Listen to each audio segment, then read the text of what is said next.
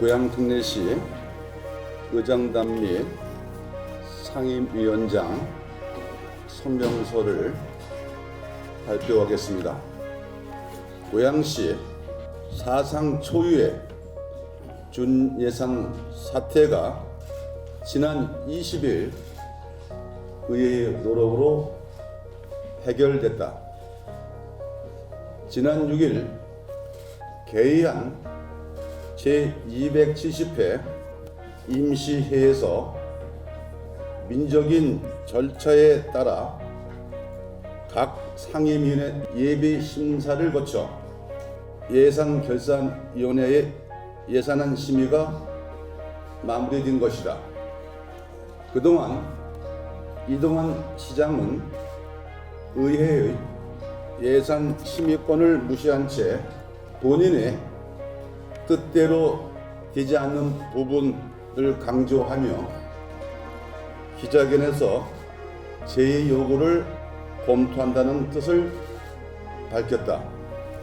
이는 고양특례시 의회가 지켜오려 노력한 의회 민주주의에 대한 심각한 위협이며 제의를 요구한다는 것은 이해할 수 없다.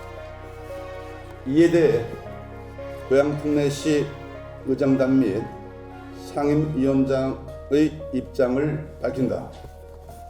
첫째, 2023년도 본 예산 심사는 합의 정신에 기반하고 있다. 제9대 고양특례시 의회 의원들은 작년 7월 초에 역대 의회의 관례대로 본 예산과 추경을 구분해 각 정당의 위원장 선임 순서와 예결위 의원수에 대해 합의한 바 있다. 그리고 지금까지 그 합의 정신은 변함이 없다. 이에 준수하고 있다.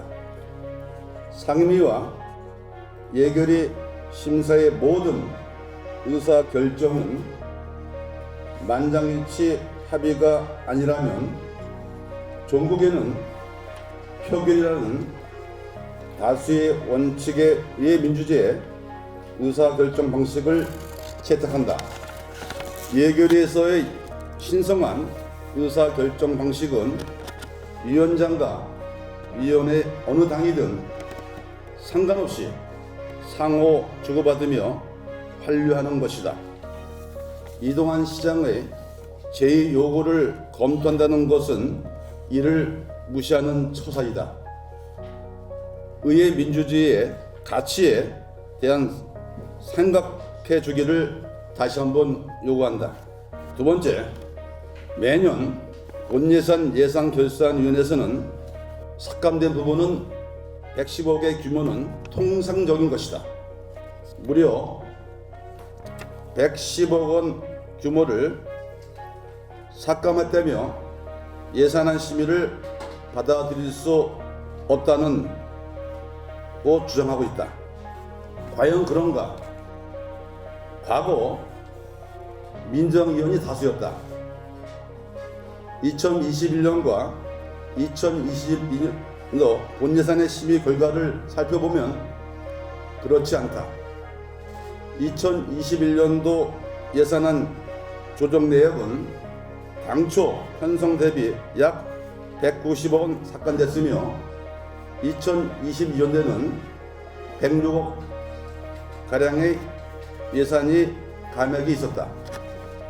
2021년, 2022년도 예산안을 보면 고양특례시의 의원들은 정파를 휘둘리지 않고 고양시의 예산이 허투루 사용하지 않도록 예산결산위원회 협치 정신에 의거해 심의해왔다.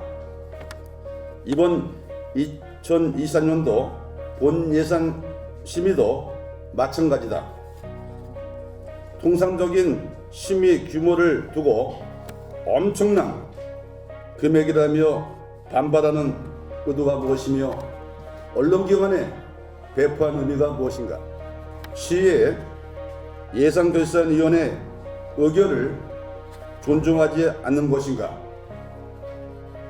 고양특례시 의회의 의결을 존중한 것은 시장의 권한만큼 중요한 시장의 의무인 것이다.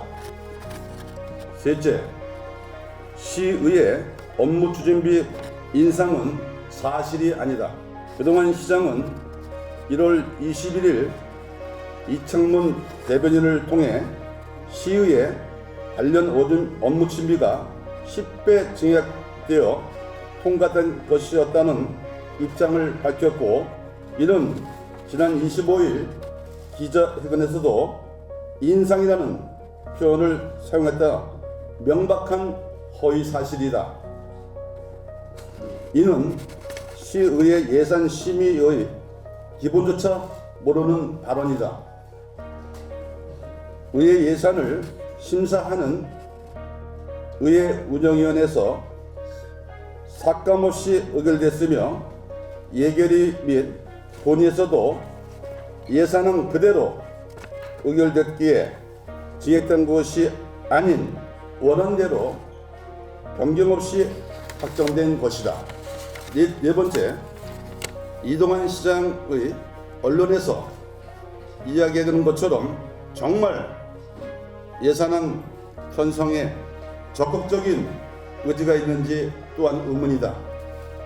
이동환 시장은 12월 27일 본예산 심의를 위한 임시의 소집을 요구한 바 있다. 이에 국민의힘과 더불어민주당은 양당 합의를 통해 1월 6일 임시회를 15일 개의했다. 그런데 이동환 시장은 1월 8일 미국 출장길에 올랐다.